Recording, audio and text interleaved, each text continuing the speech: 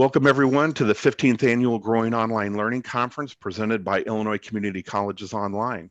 The theme for the 2023 conference is creating meaningful interactions in the online classroom. We hope that you found the session so far to be valuable and that they help offer you ideas and strategies to engage your students. I'm Jeff Newell. Thank you for being here today. I'd like to thank Heartland Community College for providing the web conferencing platform. And please note that captioning is available for the conference sessions. Our schedule is on the screen here. Today we're in session 1, and we will close this afternoon with a final session on engaging students. Links to attend the live sessions are on the conference website and in your conference registration email. If you have any questions about accessing the sessions or any information about the conference, please contact me at jeff.newell@illinois.gov. Recordings of the presentations and handouts will be available on the conference site following the conference. And a note for our participants, we ask that everyone stay muted when you're not speaking. And we are planning for questions at the end, though if you have questions during the presentation, you can certainly ask, and we will look at addressing it then. Our presentation this morning is Tangible Takeaways, a practical discussion on quantifying the feedback flow with Michelle Stevens from Richland College. Thank you for being here with us today, Michelle. Thank you for having me. It's a really nice sized group. That's excellent. I am going to go ahead and share my screen. Let's see. If my video starts to cut out, just let me know, or if I get a little bit staggered. Sometimes when I'm streaming, my Wi-Fi is sketchy. I'll just mute my video and keep talking, and it should be fine then. Can you all see my PowerPoint? Yes. Excellent. Okay, well, I will go ahead and get started. My name is Michelle Stevens. I, like many of you, was thrown into teaching online feet first, a baptism by fire, and then learned how to teach online, let's say, more effectively over time. And so I want to start us just in, I just want to start generally, and we're not going to go over the history of online learning, but I tend to think of it in phases, sort of like, the Ice Age and things like that. So the first phase of online teaching, at least the way I think of it, where colleges really started looking at it as something that they wanted to do regularly. They are being taught by faculty who have never taught online, taken by students who have never taught online, and the process of learning how to be more effective at teaching online is not just, it's very new, but it's also matched by a technology that is just still being developed. Training across the board is very sporadic. Most of at least the teachers that have been around as long as I have, started off generally with no training, and then a lot of self-training before the training became something that was more mandated. And then the school you're working in may or may not have any kind of support staff for online learning or anything to do with pedagogy. That's sort of what you think of as the first stage. So in the middle, I think probably the phase we have the most experience with is the colleges begin really investing in growing online classes. So they may be being taught by people who have a lot of experience teaching online, or faculty just may be expected to teach online, and that faculty member may or may not be been given any training. At this point, some faculty have probably taken an online class, maybe in a professional development way, but most students have taken an online class or two. So there is some experience, but it is unbalanced. At this point, LMS technology begins to evolve, and we are able to see the possibilities, not just of the kinds of things that we can do to make online learning its own unique modality of teaching, but also we can kind of begin to see what ways we're going to be able to leverage technology for not just the best outcomes for the students, but manageable workloads and work processes for us. And also at this point, most schools have invested in at least one online learning professional to help guide this program. We are really, though, in phase 3, right? Online classes, the essential nature of online classes got accelerated due to the pandemic when everyone is sort of forced through this sort of narrow margin of how we have to teach, and we have this rapid growth and development, which is great. And so where are we right now? Most faculty members have had some kind of online experience. That may be in classes when they were in school, it may be as professionals. Senior faculty members usually have also some experience, but probably not from school, probably in professional development training. But the vast majority of our students have experience in multiple online classes in multiple years and across multiple disciplines.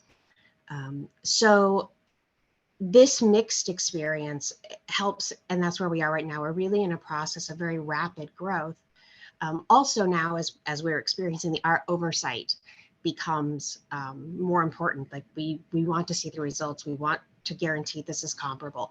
And so that's where we end up, sort of right here. But realistically, the junior faculty are learning because right, we learned how to teach from the people who taught us, but they're learning from the phase 2 and the phase 1 professors who didn't have everything that they needed to be effective online teachers. So we're still not quite completely caught up. And that's sort of where we are right now. Right?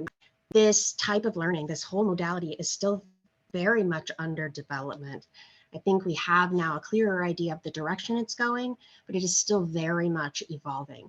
And we are just now beginning to say, this is really effective. This isn't effective at all. We're not grasping at straws anymore, right? We can sort of work with this in very complex ways, where before I think it was really just trying to do the best that we could. But this gap, right? The gap that we have, for example, all of our experience, if the predominant experience in your life is teachers who taught you in the classroom, that is a library of knowledge of what works and what doesn't work. And it becomes very fundamental to how you teach. We haven't quite got to the point where students have enough experience with strong online effective classrooms to become teachers of strong online effective classrooms in a sort of organic way. Like we are still, we are closing the gap ourselves. And that's, I think, a lot of what this conference is about. So that's us and where we are now. And I don't know about you, but the students we have in our classrooms now are not the students we had in our classrooms 10 years ago, right? And it's a little bit different the way that we teach and the things you want, at least for me. I'm not sure about all of the rest of you, but we know that in online classrooms, students engage more when they feel seen as individuals, right? Just like the kind of individual authority we give them in the classroom by speaking their name and making eye contact and all of those things, it's very easy to feel unseen, even if the professor never intends the course to be that way. We also know, just saying because that's the way it is doesn't work anymore.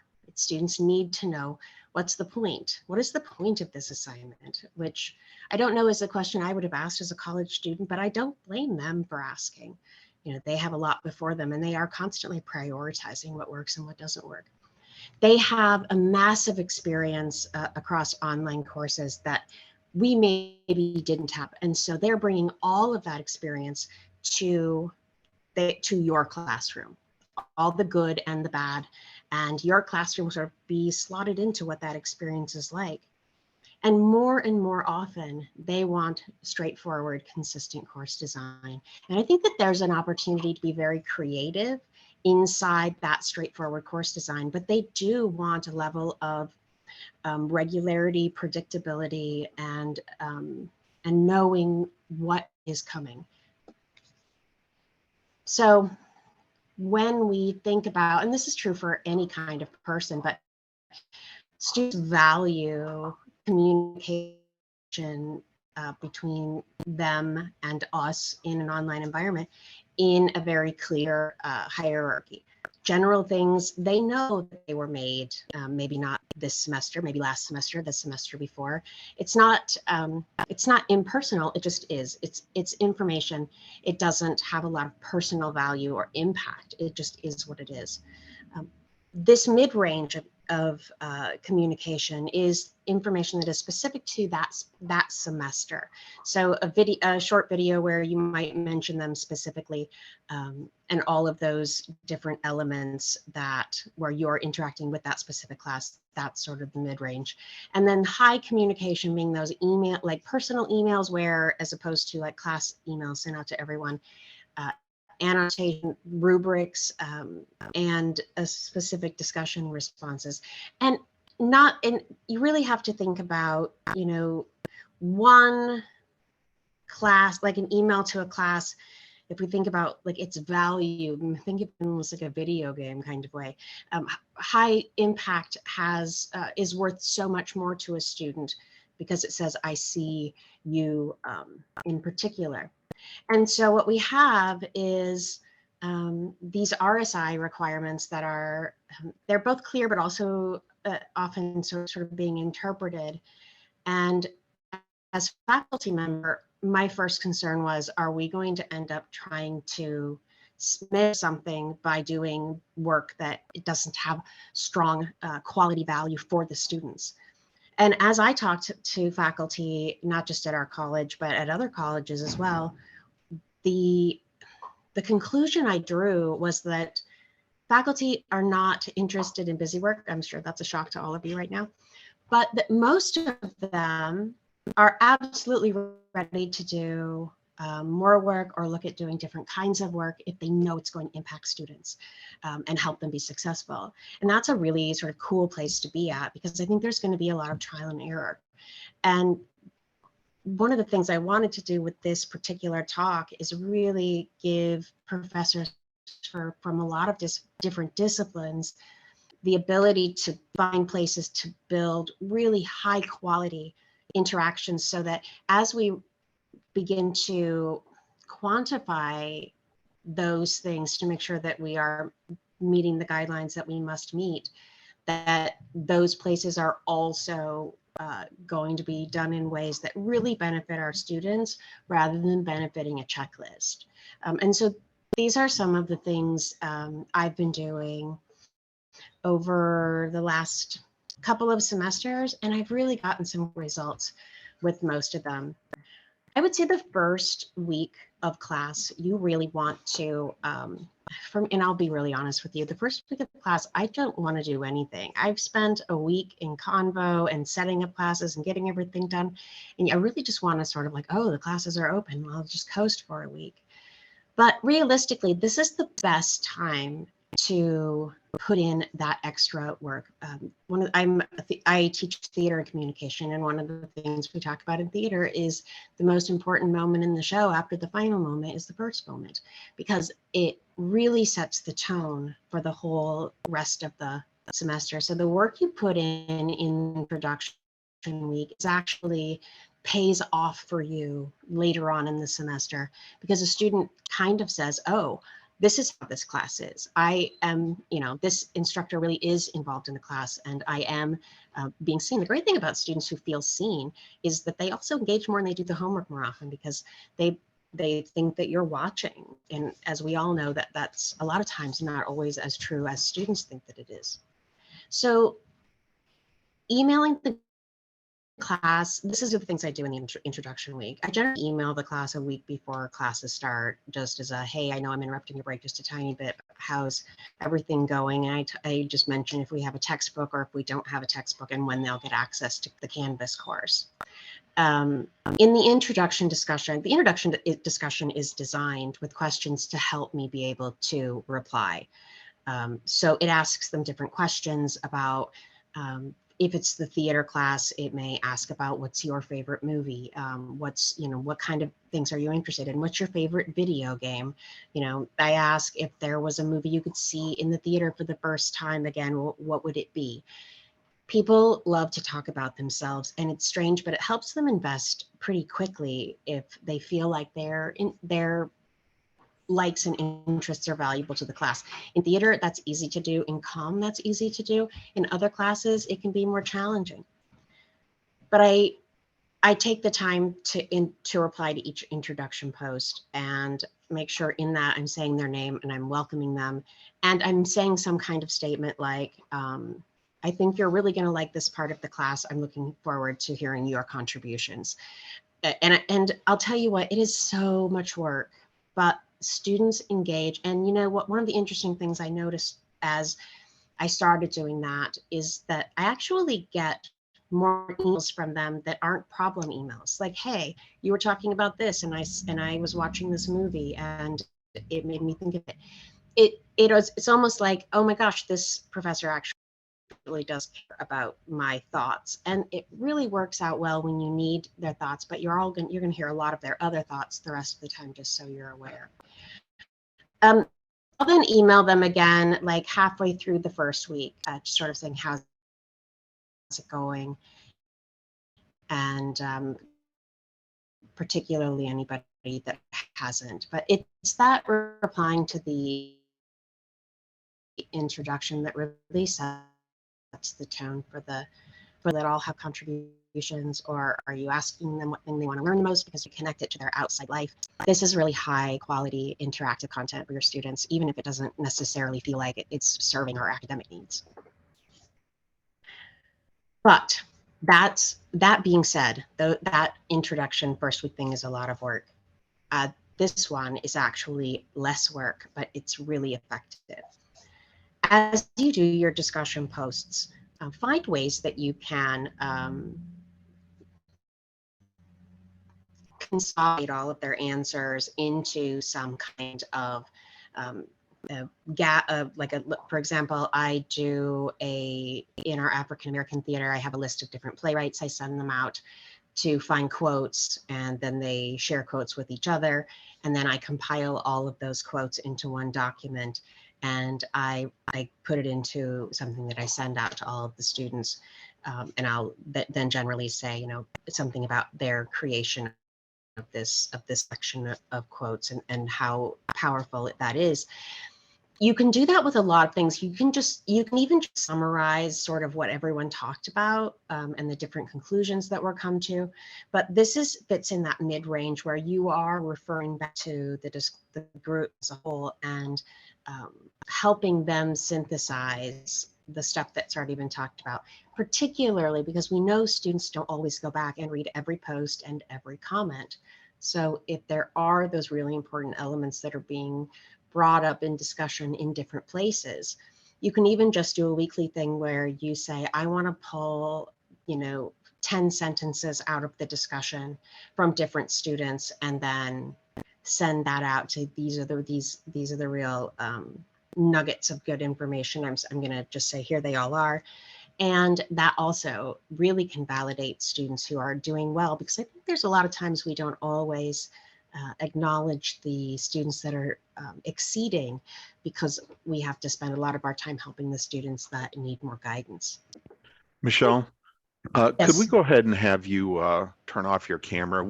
Your audio is breaking up a little bit, Sure. so that might help with the bandwidth. Thank you. Okay. Did you miss anything? Do I need to go back? At least on my end, it wasn't terrible, but it is breaking up some, and we're just missing a little bit. I don't think you need to go back. Okay. Is it better now? Yeah. Okay, good. Okay, qualitative quiz questions. One of the things that I started doing, and because we did a big rewrite of one of the courses, and I went to an OER, which was a video lecture, predominantly OER. And in rewriting all of the quizzes, they're a mixture of true, false, multiple choice, and short answer and essay. I started putting a quiz question into those quizzes where I actually would ask the students, and they got points for it, it was really just sort of, sometimes I would be touching base with what was coming up. So if they were getting ready to write an outline and that module maybe covered the directions on how to do it and what the assignment was going to involve, I may have a quiz question in that outline or in that quiz that asks them how confident they feel about writing the outline, and if there was anything else I could provide to them that might help. And so as I'm grading those, I'm able to assess each student and their confidence in that assignment and reply then. And so that's one of the things when I talk about sticking these qualitative things into the workflow you already have established. This is one way to do that. You're already grading those quizzes. And I did find that week after week, there was actually something that I wanted to know. Sometimes it was, next week is midterms. How are you doing? What is your schedule like? Are you overwhelmed?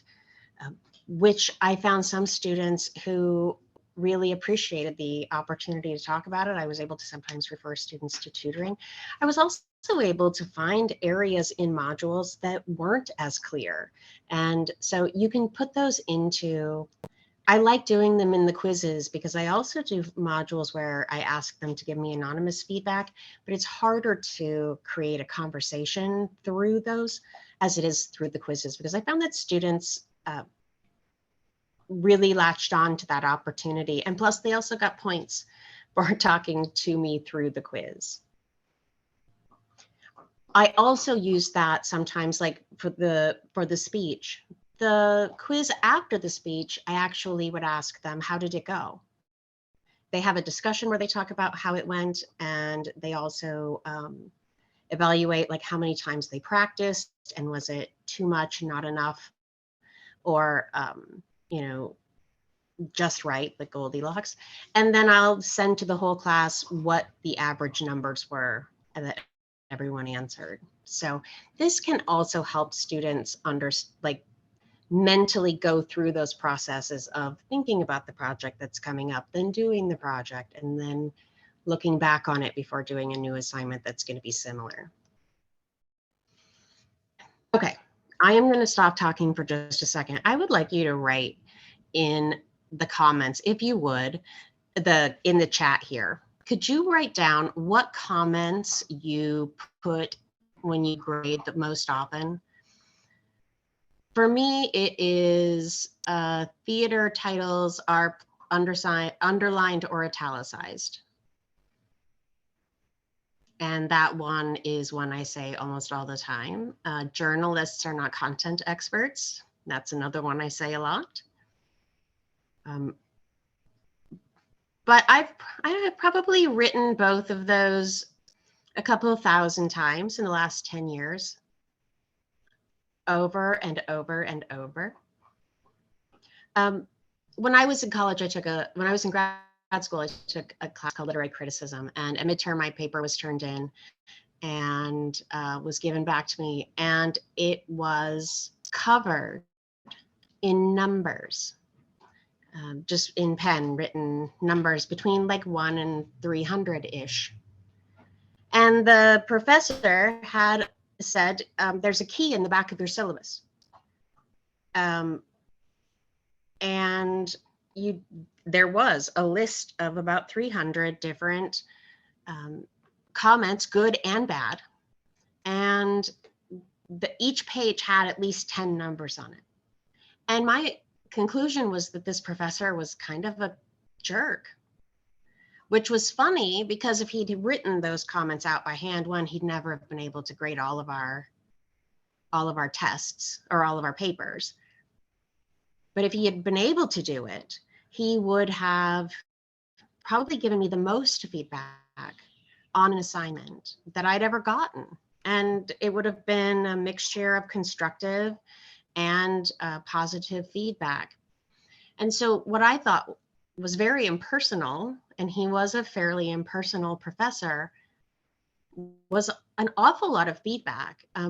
that was probably made up of things that he said over and over and over again on papers for his career. Because realistically, our students make a certain number of, a certain predictable series of problems, and then a handful of problems that are new. There's always going to be a new one. But I've never forgotten about this professor and my experience, it feeling so impersonal, when in reality it was probably a very well, it should have worked better than it did. I think that's what I'm saying. But I want to talk about comment libraries, and this is something that I know a lot of professors push back against, but I do feel that comment fatigue is a real thing. Students at the end of the alphabet often don't get our best work because we're tired. I know that the comprehensiveness of our comments are not always as complete as we want them to be, depending on whether or not we have time, whether or not we're hungry, or what time of day it is.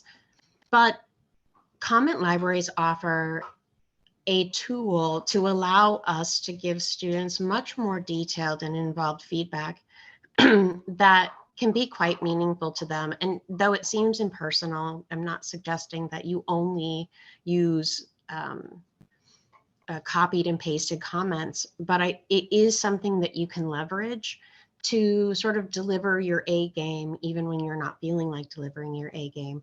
The process and the way that you use comment libraries is really up to the individual professor. Most LMSs have ways to use comment libraries, and I know Canvas allows you to have a rubric that has comments that are written in rather than clicked. But you can even go so far as to store copies of all of the emails that you send.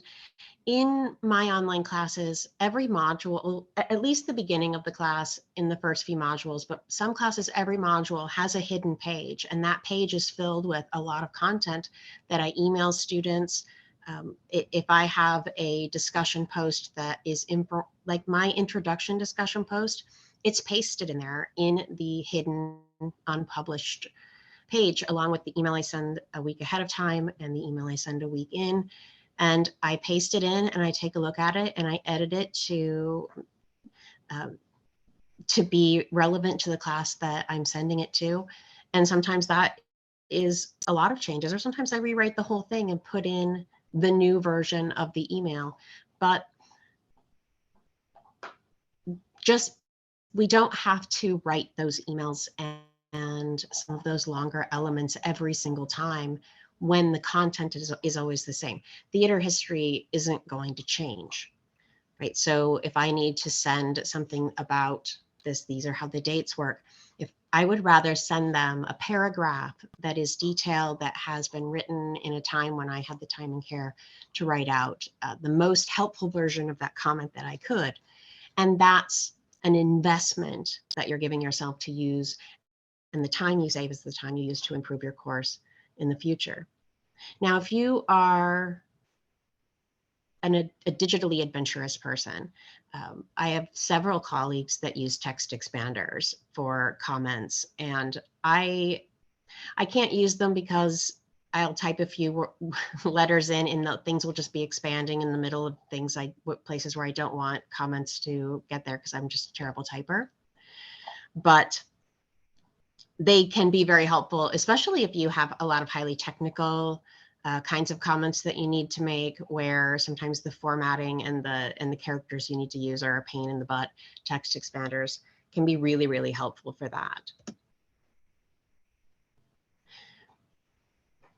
This kind of trial and error is the best that we can really do right now. Even when you really dig in, I know you've been digging in over the conference, the RSI guidelines, even they don't want to take too many liberties saying things should be a certain way, because the way that we teach is so diverse and how do we quantify things like, when we are in our trade programs and things like that? How do we deal with hybrid? How do we deal with classes that are just highly reliant upon the online course shell? These are all things that are their own complicated issues. But I do think that some of these ways of saving time and investing in the time you'll use in the future to do more engagement, those ideas can work really well. And I think that we can find ways to improve by looking at the ways that other disciplines leverage online coursework and how they build their courses as well. I was really hoping to talk now with you. I want to look back at your discussions, your posts. Procrastination. Sherry, I love that you send audio and video comments. Those can be so effective. I don't know how often if I have a student that we go back and forth a couple of times in email and we're just not connecting in a communicative kind of way, I definitely pull out a quick video to send to them where I can bring their assignment up and just talk them through everything. It can make all the difference.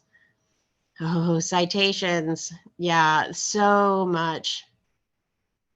Oh, I'll complete all the tutorials. Yeah, do the ones that also the people who didn't read that one page and now they can't open the next module.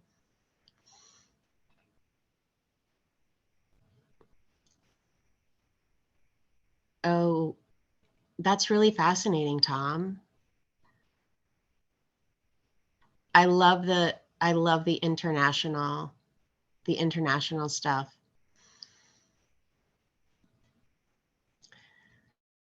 Lori, I think that's a great comment about video or audio comments. I think that it would be helpful if we were asking students what their preferred was. I can definitely see if I wanted to read something, having to wait, that might be kind of obnoxious as well. Okay, I'm going to stop my share.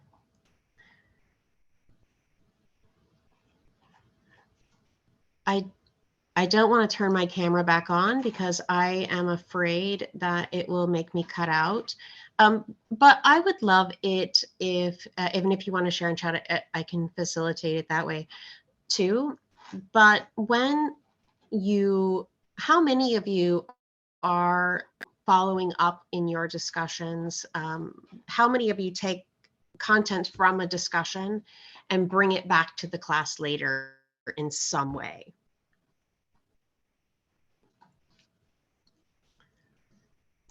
Okay, I'm turning it back on. Wish me luck. And I'm not, I want to make it clear that I struggle just as much when I teach online as well, to make sure I think when you compare online to classroom teaching, I most often feel when I leave a classroom that I'm doing a decent job, like I've done as much as I can do. I always feel like my online class can use more work, or can use some more improvement, or some more resources, or some more, or just some more of my time. And I think that that's one of the eventual realizations that we've come to in online learning, is that it's just more work than doing in traditional class, because you have to assess the students where they are, and that alone is tricky when you cannot see them in the face-to-face. How many of you do live office hours on video? I should say, like, where here I'm at a Zoom and students come.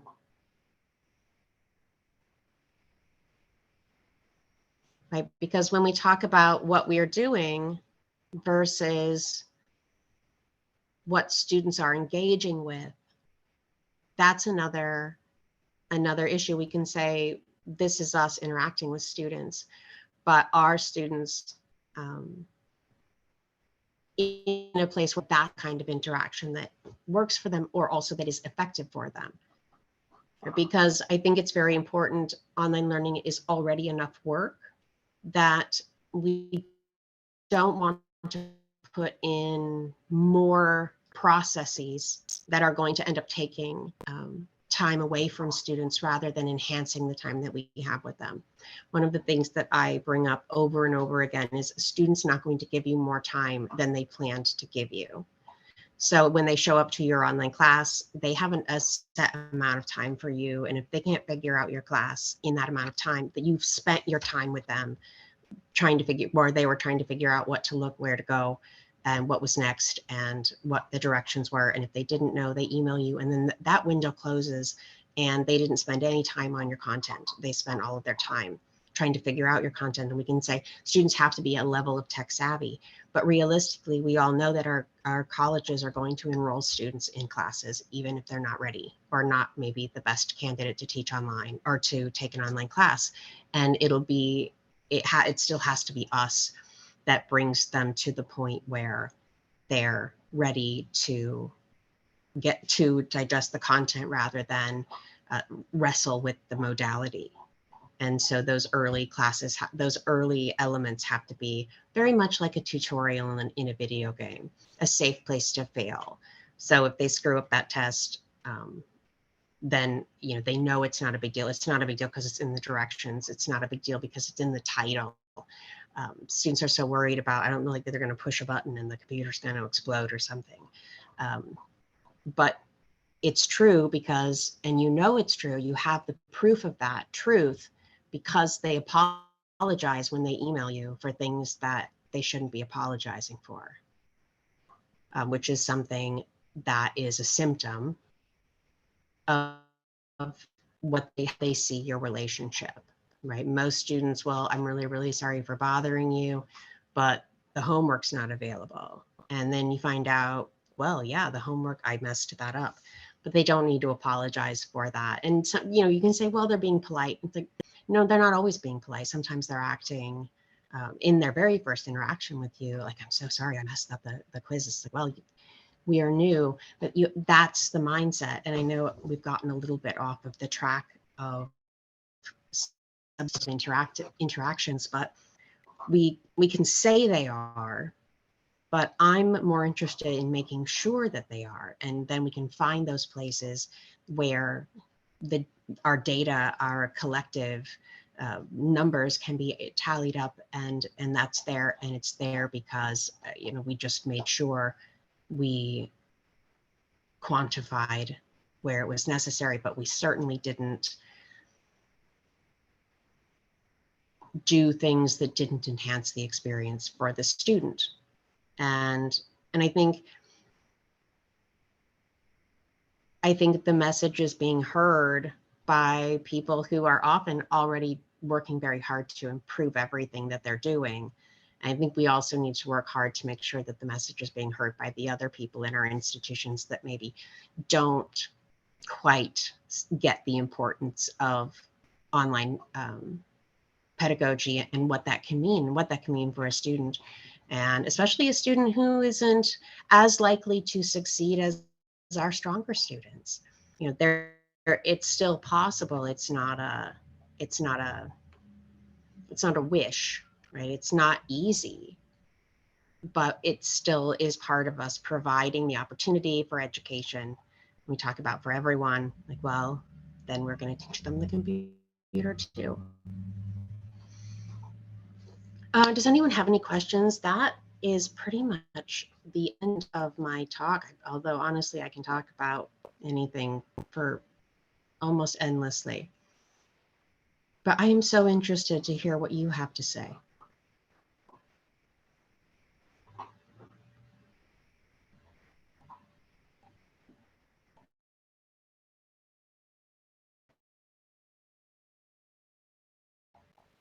Good.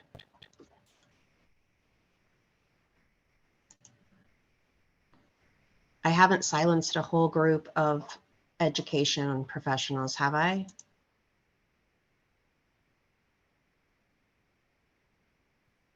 I do have a comment. Lori, Can you hear me? yes, please. Yes, I can. Okay. I'm finding, I mean, I teach both the asynchronous online, and then we have some synchronous, what we call online live. But I found that it really takes sorry, my hair is doing something weird, like a specific kind of learner to succeed in online classes. And that's something that I always talk to my students about in the very beginning, because it really does require them to be self-starters and self-motivated, and to be able to look for answers. And I think particularly a lot of younger people are not accustomed to that.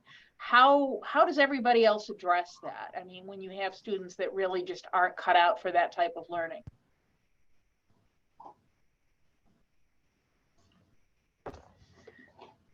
Does your institution have like an orientation that students have to complete? It's not mandatory. We give them extra credit for completing it. So I do find a lot of students do complete it. That doesn't seem to make any difference, at least not in my classes. So I try to build into my class, especially classes like the theater appreciation class has no prerequisite, which means that we really can get some first year students who might not have the same education background as that students are coming in with. And so I really try to build into the class, especially in the early modules, a very step-by-step, right? They have a video that says how to approach a module. Like on Monday, you should be doing this. On Tuesday, you should have done this. And so, and then I even have, come back and I'll give them their feedback, but then they have to email me something in their feedback so I know they saw it, like in the annotated. So, because sometimes they can't even find the feedback. And then I've even had them come in and I'll go sit in the tutoring center with them, or hooking them up with a tutor specifically and have the three of us work together, so that then that tutor can help that student get through the transitionary process to where they become more comfortable with the software. It's not, in my experience, it's not so much the software, it's that they're passive learners. They're not accustomed to, and again, I think, I know I'm overgeneralizing and this isn't everybody, but they're accustomed to, okay, I'm here now, you deliver your knowledge to me, and that's not how an online class works. And the idea that you're going to have to do a little bit of reading and research and stuff like that, that you're not just a passive learner. I'm more and more, I'm finding the younger people are not ready for like taking responsibility and being actively involved in their own learning. For me, I kind of have the opposite. I'm really impressed right now with the students that I have coming through. And so maybe it's just where we're at, or just different areas. But, I have students who are in my classrooms watching the video lectures before they come to class. Or, they're catching details that, or, hey, I found in this weird place that you had this one comment that you left there from like 1994 or something like that. Like, oh my gosh, that little weird remnant, did you find it? And I can't honestly say if that's the division, if it's the kids, if it's the way that the course is improving over time. But one of the ways to keep those self-motivated, or those less motivated kids motivated, is to make sure they feel like you're watching them. One of the things I will do is, it's really shady, but when in the first week in my theater approach class, I just have a welcome video, and it's just a welcome video, but I will go in and look at the analytics. And if they didn't watch it, or if they only watched part of it, I will email them, and it's a very nice email, but it talks about, I just wanted you to know that the, people who don't complete this video, they struggle in the course. Like this video is a really good litmus test for how students do in the course. It kind of lets them know that I'm watching, and that also helps. I mean, there are, but I don't like it. I don't want it to make it sound like I'm watching you, but more like, hey, I want to make sure you're successful. And then they usually say, I watched it, but they really didn't. But so maybe that's a little bit shady. but I'll do it. Someone asking, Jessica was asking, when you send emails, do you send through LMS or regular email? Also, do you let students check their email? I send it into Canvas. They can have it disseminate. If they email me, when I reply, let's see, when they email me through Canvas, it also comes to my email. When I hit reply, it goes into Canvas. And then if they also want it to go to their email, it will. I just tell students they're responsible for checking their email. And every once in a while, especially in the beginning, I will send them an email that has some kind of bonus type information in it. So I kind of create the, there's sort of an error in my class of weird stuff pops up in places, and those weird things can get you points and other stuff. And so it works pretty well. Students get a little scavenger hunty about it. For example, at the end of one video, at the very, very end, I talk about the Sphinx and like, hey, if you are still listening, send me the answer to the riddle of the Sphinx. And then what they get for that is the ability to put into a discussion that I solved the riddle of the Sphinx.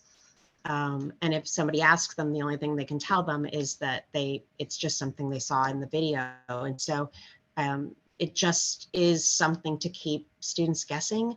And they get really kind of into that stuff, I think. It's very similar to a lot of the games and things that they play, running around trying to find everything.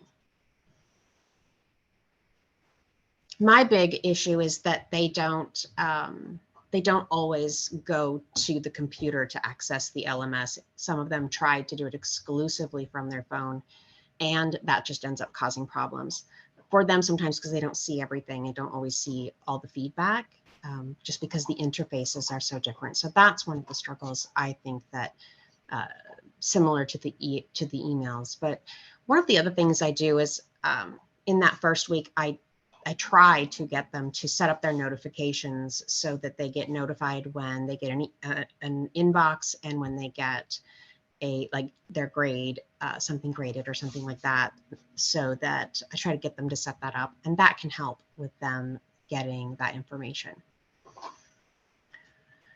Other questions or comments?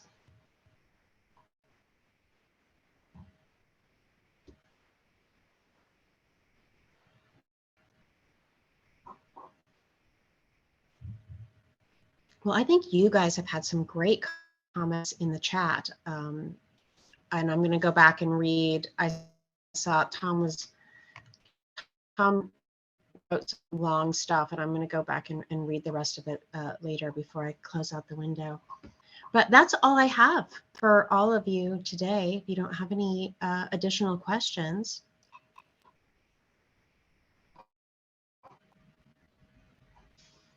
It's so quiet. The recycling truck.